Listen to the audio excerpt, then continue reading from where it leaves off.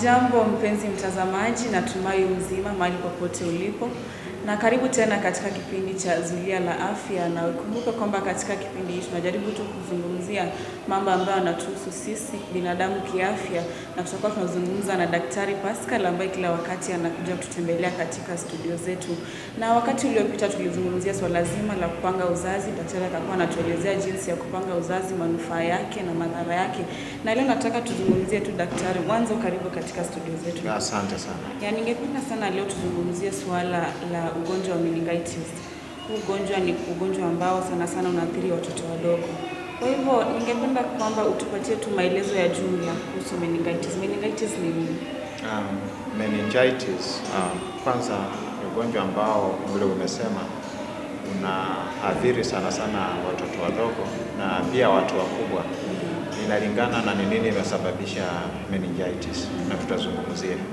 Na kwa ufupi tukizungumzia meningitis ni ugonjwa ambao unatokana na uvimbe wa sehemu fulani ambayo inafunika ubongo na kitu inaitwa spinal cord, inaitwa meninges. Sasa kwa kimombo tunasema inflammation of the meninges. Hiyo membrane huwa inafunika ubongo na spinal cord kuhakikisha kwamba hizi sehemu za mwili ni za muhimu sana kwa mwili. Sasa lazima zilindwe vizuri, na hapo ndani kuna maji inaitwa cerebrospinal fluid. Sasa kuna vitu kama bakteria zikiingia ndani hazifai kuwa hapo. Sasa zikiingia zinaleta uvimbe katika nafasi hii. Sasa uvimbe ukitokea, kuna matatizo mengi sana ambayo yanatokea ya kimwili. Utaona mtu anakuwa na shida ya kichwa, inauma kila wakati. Unaona inaleta shida, hata shingo inaweza kuwa ngumu, inaleta matatizo makubwa, na inalingana ni nini imesababisha. Kama ni bakteria, kama ni virus.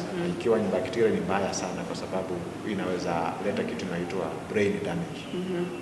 Kwa hivyo umesema kwamba huu ugonjwa unasababishwa labda na bakteria ama virus. Kwa hivyo ningependa kwanza tuzungumzie tu moja kivyake. Bakteria kwanza tuelezee kuhusu. Kwanza kando na bakteria au virus, kuna vitu zingine zinasababisha kama tunasema fungi. Kuna hizo ni microorganisms ambazo zinaleta magonjwa kwa wanadamu. Kuna parasites zinaleta magonjwa kwa wanadamu. Sasa kama ni bakteria, kuna bakteria nyingi sana zinaweza leta ugonjwa wa meningitis. Maana hizi bakteria ambazo zikiingia kwa mwili ziingie kwa damu, alafu zipate nafasi ya kutembea mpaka zifikie hizi meninges. Zikiingia hapo ndani alafu zianze kuongezeka hapo ndani, zinaleta sasa kitu inaitwa meningitis. Na bakteria mojawapo ambayo inasababisha ugonjwa wa meningitis sana sana ni hizi bakteria ambazo zinaleta magonjwa kama ya pneumonia. Sasa hii bakteria inaitwa Streptococcus pneumoniae. Hiyo ni the most common bacteria ambayo inaleta shida ya meningitis. Na pia kando na meningitis huwa inaleta shida ya pneumonia. Sasa watoto wengi kama ako na pneumonia na hajatibiwa vizuri, utaona mwishowe anakuwa na hizo signs and symptoms za meningitis. Sasa hiyo ugonjwa wa meningitis sasa inaitwa pneumococcal meningitis. Sasa hiyo ni tofauti sana, na kuna bakteria nyingine inaitwa Streptococcus aureus. Kuna ingine inaitwa Neisseria meningitidis. Sasa hiyo pia ni bakteria. Kwa hivyo inalingana ni bakteria gani inasababisha meningitis. Sasa tunaita hiyo ugonjwa wa meningitis kulingana na bakteria gani ambayo inasababisha.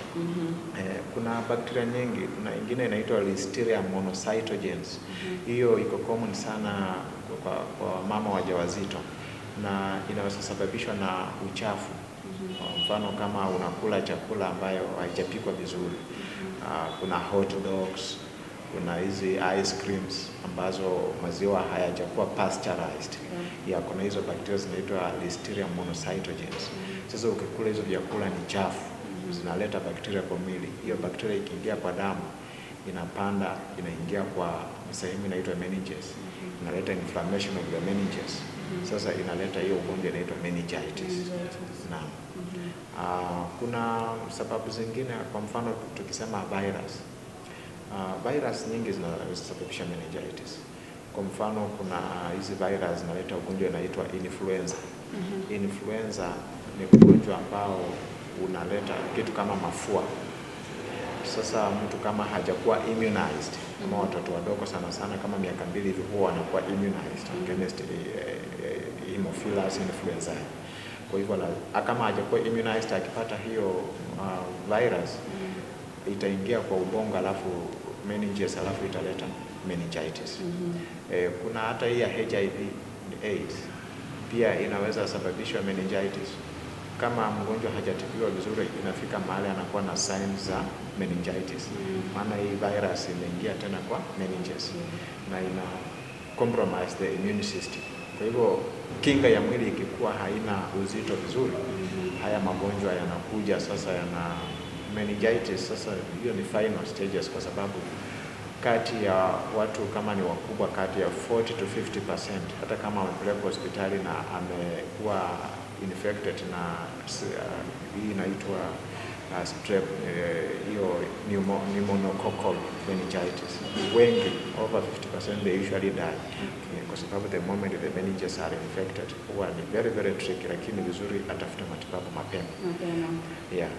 Kwa hivyo, na katika pitapita zangu tu nikijaribu kusoma kuhusu ugonjwa wa meningitis, nilikutana na neno ambalo ni meningococcal meningitis. Hiyo ni tofauti na hii nyingine, ni kitu sana? Meningococcal meningitis.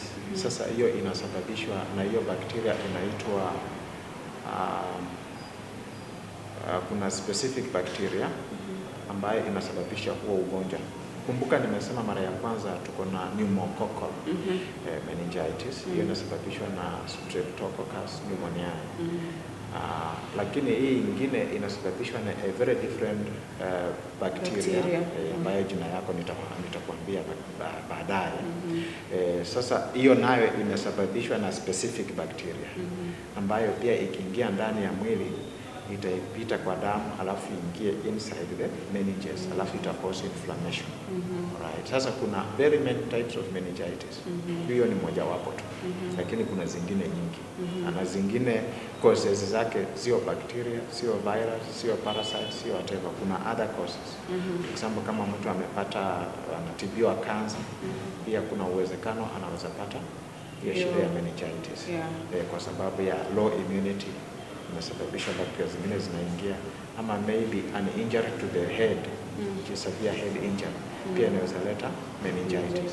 Maana hiyo force ikiingia karibu na brain ina cause some pressure on the meninges. Alafu what happens, meninges can come up, can experience inflammation. Hiyo inflammation sasa ndio kitu inaitwa meningitis. Kwa hivyo daktari, utakuwa unatuelezea tu labda dalili za huu ugonjwa, ya kwamba nikiona dalili fulani kuna uwezekano kuwa huyu mtu ana ugonjwa wa meningitis? Especially hiyo yenye imesababishwa na kitu inaitwa Neisseria meningitidis. Sasa hiyo ndio meningococcal meningitis, ambayo nimesema nitakwambia ni bakteria gani inasababisha. Inaitwa Neisseria meningitidis. Utaona sana the most prominent symptom huwa ni headache. Hiyo headache ni very persistent. Utakuwa na headache leo, unatumia madawa ya painkiller, inaendelea tu. Kesho inaendelea tu. Yaani unakuwa na headache which is very very persistent. That is one of the signs. Na iko very common. Sasa wagonjwa wengi kabla wakuja kwa daktari watakuwa sasa hiyo shida imekolea, kwa sababu kama hujapata medication lazima utumie antibiotics. Kama ni meningococcal meningitis ama pneumococcal meningitis ama hizi meningitis zingine, lazima utumie madawa. Sasa kama inachelewa ina cause a lot of damage. Wakati mwingine kunakuwa na stiff neck, yani shingo inakuwa ngumu.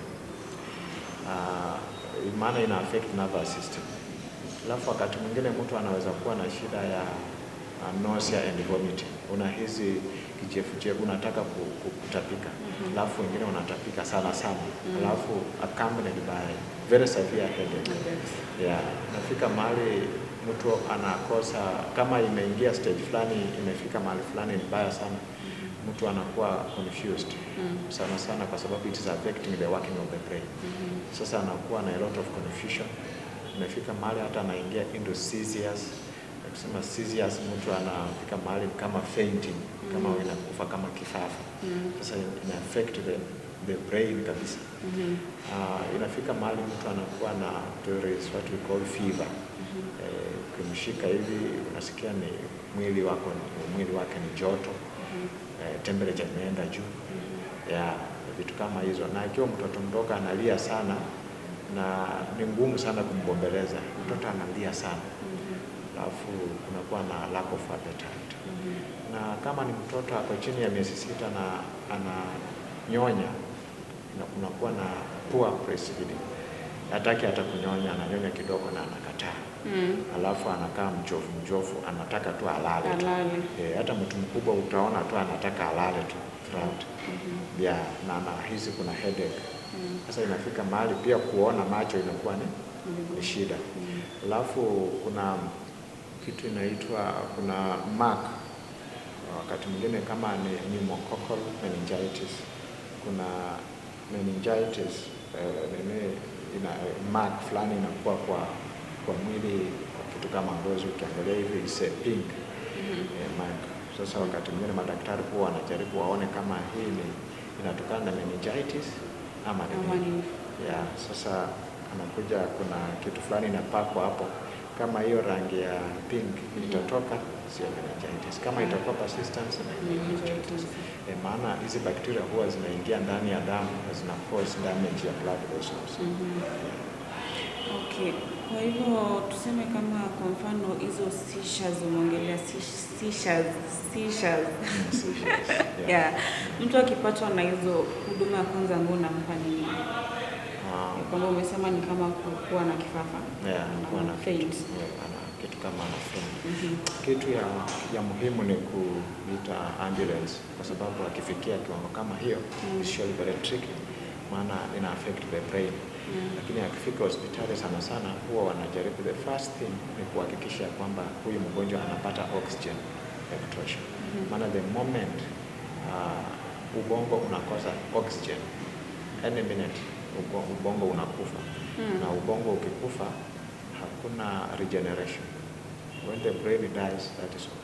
Sasa wanajaribu kufanya resuscitation, kuhakikisha kwamba moyo una supply damu ya kutosha the brain, alafu anahakikisha kama kupumua ni shida, lazima atawekewa oxygen to supply oxygen as other medications take place. Sasa ukiona shida kama seizures zinatokea, the best thing to do is to take the patient to the hospital very very quickly. Alafu akuwe mahali penye hakuna hewa ya kutosha, apumue vizuri, alafu mpeleke hospitali so that they do first aid.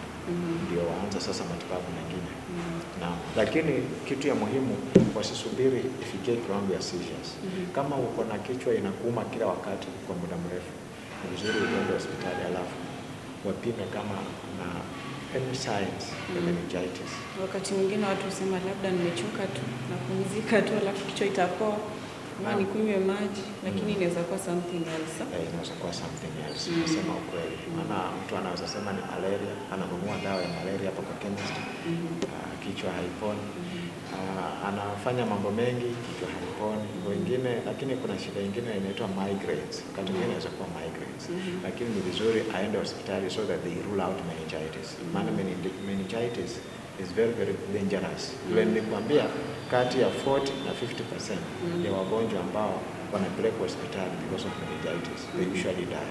Whether wamepata medication au hapana, they die. Kwa hivyo mtu akiwa na ugonjwa, nilikuwa nasema mahali ya kwamba it can kill within 24 hours.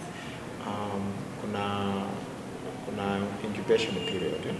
Lakini kama imefika very severe, sasa headache imeenda kiwango kubwa kabisa, na ilete brain damage, mtu anaweza kufa within a very short period of time kama hajapata matibabu. Yes.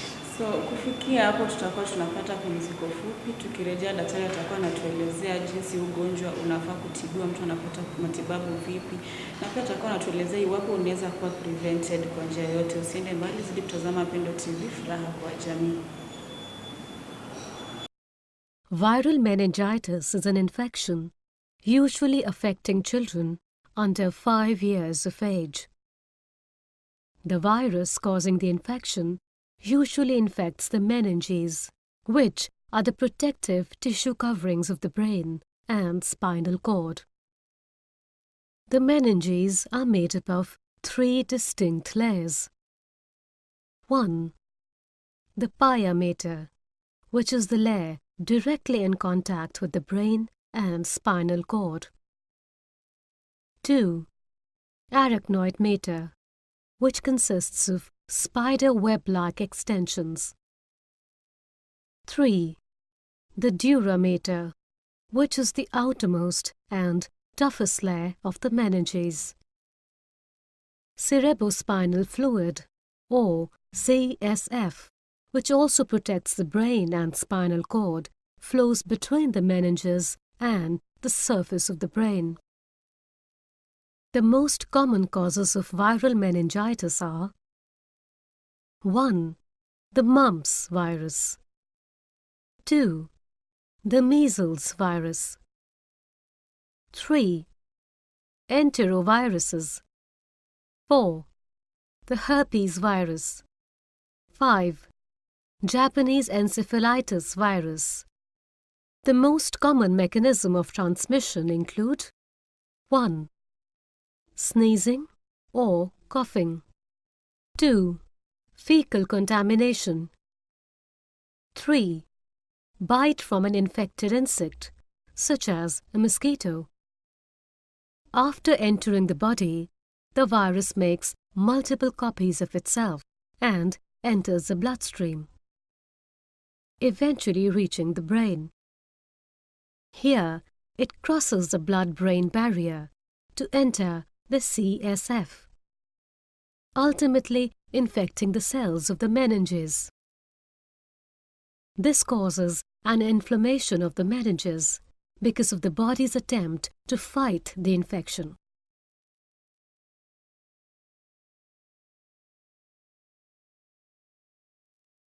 Symptoms of viral meningitis in an infant or young child include: 1. Fever. 2. Irritability. 3. Loss of appetite. 4. Decreased consciousness. Symptoms of viral meningitis in an older child or adult include: 1. Fever. 2. Headache. 3. Neck stiffness. 4. Photosensitivity. 5. Decreased consciousness. 6. Nausea or vomiting. In general, the symptoms of viral meningitis are less severe than what's seen with bacterial meningitis. Treatment for viral meningitis include: 1. Use of acetaminophen or NSAIDs for the fever and headache. 2. Acyclovir if the meningitis is caused by the herpes virus. Besides supportive therapy, there is no specific treatment for viral meningitis, which usually runs its course within 2 weeks if there are no complications.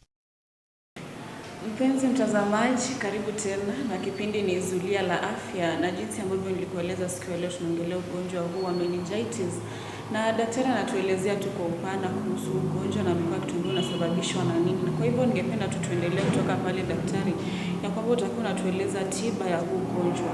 Mtu akishaenda hospitali, akishakuwa diagnosed ana ugonjwa wa meningitis, from there anafanya nini sasa? Ugonjwa wa meningitis vile nimesema inalingana ni nini inasababisha. Kwa mfano kama ni bacterial, kama ni pneumococcal meningitis au meningococcal meningitis, kitu tutafanya ni antibiotics. hakuna specific drug ambayo watatumia kutibu meningitis. Kwa hivyo haina tiba kamili bado? Iko na tiba lakini hakuna specific drug. Ni antibiotics zile zenye zina, wakati mwingine kama inaenda kiwango ya juu anapewa very strong antibiotics. Kama zile, unajua magonjwa ambayo yanasababishwa na bakteria huwa yanatibiwa na madawa yanaitwa antibiotics.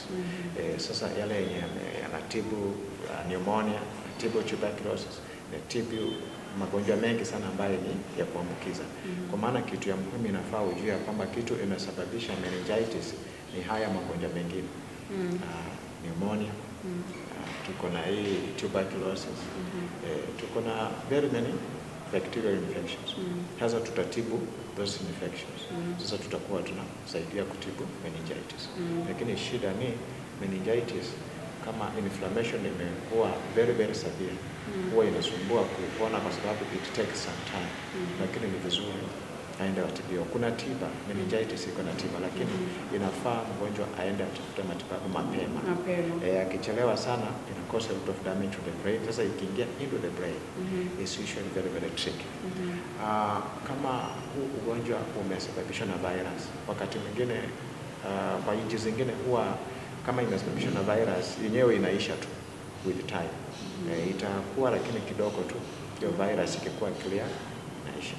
Vile unajua magonjwa ambayo yanasababishwa na virus yanasumbua sana katika kutibu. Mfano kama ni HIV and AIDS, immunity iko chini. Sasa kuna ama dawa mengine ambayo wanatumia yanasababisha sasa tunakuwa na meningitis. Kwa hivyo ni ku manage, just management of the symptoms in most cases. Kama imesababishwa na kama treatment of cancer, kuna madawa ambayo wanapewa ambayo inasaidia kutibu. For example, mtu anaweza kuwa kama na brain tumor ama ako na shida ya maybe amepata injury, severe head injury, amepata meningitis. Lakini kuna madawa anaweza pewa ili kuhakikisha hiyo meningitis does not worsen off. With the time atakuwa sawa. Lakini jambo la muhimu ni kupata matibabu mapema. Swala lingine la muhimu ni immunization against some diseases. Kama waja tumesema influenza, very common, tuberculosis, very common, hizi pneumonia. Ni vizuri watoto wapate immunization. Hata mama mjamzito wakati mwingine anapewa immunization against influenza. Maana hiyo kuna bakteria kama Listeria monocytogenes. Mama mjamzito akikula chakula hiyo chafu iko na uwezo wa kupenyeza katika placenta, alafu ifikie mtoto. Sasa mtoto pia anaweza pata hayo magonjwa na yanaweza kumaffect. Kwa hivyo ni vizuri immunization is very important. Hemophilia, influenza, immunization mtu aenda apate. Na hizi immunizations zingine. Prevention is very important. Huu ugonjwa wa meningitis sana unapatikana mahali kuna watu wengi. For example, kama Islamu, kama watu wenye wanaenda shule, mahali kuna watu wengi. Kama universities, colleges, mahali mnakaa kwa dormitory, hostels. Mko watu wengi. Sasa mtu mmoja akiwa na meningitis, which is bacterial, inaweza rahisi sana kusambaa kila mahali. Sasa ni vizuri unapata kama kuna nchi zingine kama Amerika huwa wanafanya immunization. Kifika kama miaka 17, 18 unajua utaenda university, unakuwa immunized ndio uende chuo kikuu. Sasa ukifika huko utakuwa umekingwa na haya magonjwa. Naam.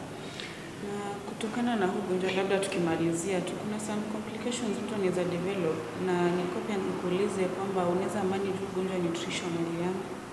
It's not possible. It's possible. Nutrition is very important all over. Inasaidia.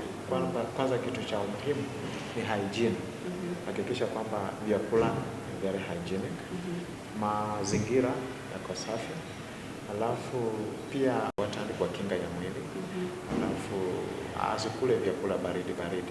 Kwa sababu magonjwa kama pneumonia zinapenda mahali kuna cool temperature. multiply sana sana. So chakula na warm. Kule kuwe warm, alafu hakikisha chakula imepikwa vizuri. Kama nyama isiweke tu nyama kidogo na pika dakika 5 na kula. Boil. Hiyo mbichi sasa inaweza kuwa na hizo bakteria. Pika vizuri. Alafu kwanza wamama wajawazito sana wanachungana sana na vyakula ambavyo wanakula. Usikule tu kitu yoyote. Na mahali kuna mtu yote ako na meningitis ambaye ni bacterial meningitis, na si rahisi utofautisha bacterial na virus unless aende kwa hospitali wapime. Unahakikisha huyo mtu ametibiwa. Alafu ukienda hospitali pia ni vizuri uelezee daktari kama umekuwa na colleague ama mtu yote ako na meningitis, atajua kwamba labda umeambukizwa na mtu fulani. Lakini lishe kitu ya muhimu. Carbohydrates, proteins, vitamins. Lazima akule balanced diet. Ndio ipeane nguvu kwa mwili, alafu mwili uweze kupambana na haya magonjwa. Kwa hivyo jambo la muhimu tu tukimalizia ni kwamba iwapo unaona hizo dalili ambazo umezungumzia hapo mbele, unapeleka mtu mgonjwa hospitali kwamba aweze kuangaliwa ndipo matibabu yaanze mapema. Bila shaka. Okay. Kufikia hapo mpenzi mtazamaji, tutakuwa tunakuachia hapo. Tukutana tena katika kipindi hiki wakati ujao. Na leo tumezungumzia tu swala zima la meningitis. Ni swala kubwa, lakini tulikuwa tukiguzia tu hapa na pale, tunaongelea mambo ambayo ni muhimu. Kwa hivyo zidi kuwa pamoja nasi katika kipindi cha Zulia la Afya wakati ujao. Usiende mbali. Jina langu ni Mila Shikanda. Tumekuwa na Daktari Pascal Mtehele. Hadi wakati mwingine. Asante kwa kutazama Pendo TV, furaha kwa jamii.